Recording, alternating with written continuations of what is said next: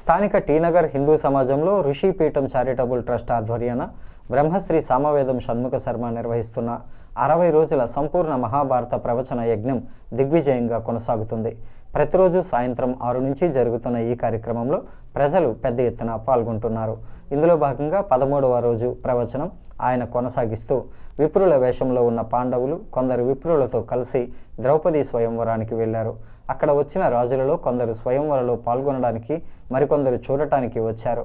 ఈ వేడుక చూసేందుకు విప్రులు తదితరులు కూడా వచ్చారు. అక్కడ కృత్రిమంగా ఏర్పాటు చేసిన యంత్రం తిరుగుతూ ఉంటే దానికి ఉన్న ఛిద్రంలోంచి లక్ష్యాన్ని ఛేదించాలన్నారు. ఇందుకోసం ధనస్సు 5 బాణాలు ఉంచారు. దుర్యోధనుడు మొదలుకొని చాలామంది రాజులు కనీసం బాణాన్ని కూడా ఎత్తలేకపోయారని, అక్కడే విప్రవేశంలో ఉన్న పాండవులను ఎవరూ గుర్తుపట్టలేదని, అయితే బలరాముడు తదితరులతో కలిసి స్వయంవరం చూడటానికి వచ్చిన శ్రీకృష్ణుడు అక్కడ పాండవులను చూసి గుర్తుపట్టాడని వివరించారు. ఈ మాయా ప్రపంచంలో అంతా ఈశ్వర సంకల్పమని, అందుకే ఏదైనా జరుగుతుందని ఆయన అన్నారు.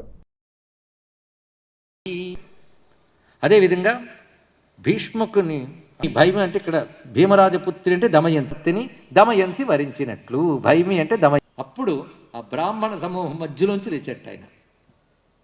బ్రాహ్మణ వేషధారి అయిన అర్జునుడు తిన్నగా వచ్చాడు.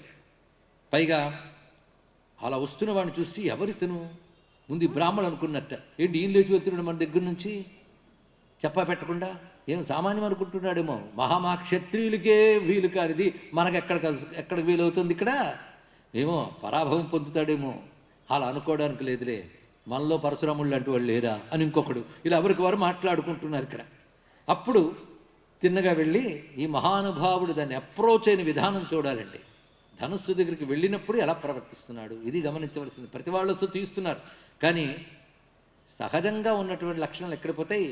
ప్రణమ్య శిరసాదేవం ఈశానం వరదం ప్రభుం, పరమేశ్వరుని ముందు స్మరించుకున్నట్ట, అంటే శివుని స్మరించుకున్నాడు.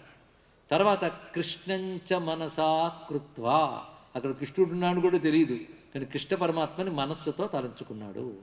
కృష్ణంచ మనసా కృత్వా జగృహే చార్జునో ధనుహు, ధనుస్సుని తీసుకున్నాడు.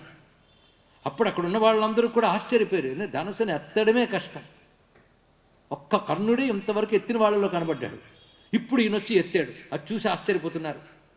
పైగా అలవోకగా ఆ బాణములు 5 బాణాలు గ్రహించి ధనుస్సుకు అనుసంధానం చేసి విడిచిపెట్టగానే అది ఆ ఛిద్రంలోంచి వెళ్ళి లక్ష్యాన్ని ఒకేసారి కొట్టింది.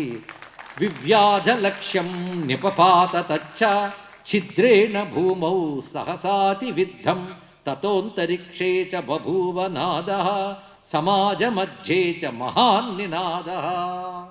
ఇలాంటి పద్య శ్లోక గమనాలు వాల్మీకి రామాయణంలో కనబడతాయి, మళ్ళీ వ్యాసుల వారితో కనబడతాయి. ఎందుకంటే మధుర్మ ఫణితీన మార్గదర్శి మహర్షి, వాల్మీకి శైలి అంత చక్కగా గోచరిస్తూ ఉంటుంది. ఇక్కడ ఎప్పుడైతే కొట్టాడో అంతరిక్షంలో నాదం వినబడింది, తర్వాత సభలో నాదం వినబడింది అన్నాడు. అందరూ హర్షధ్వానాలు ఆహా ఓహో అనడాలు, కింద నాదములు. ఆ కొట్టిన చప్పుడికి ఆకాశంలో ప్రతిధ్వని వచ్చింది, అది పైన నాదములు ఇలా ఉన్నది.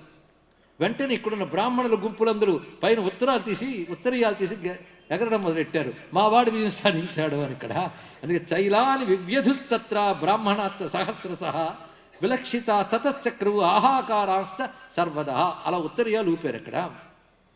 అప్పుడు సంతోషించినటువంటి ద్రౌపది వరమాల తీసుకువచ్చి బిడియంతో నడిచి వచ్చి ఆదాయ శుక్లం వరమాల్యదామ జగామ కుంతీ సుసముత్స్మయంతి, ఆయన కంఠంలో వేసినది.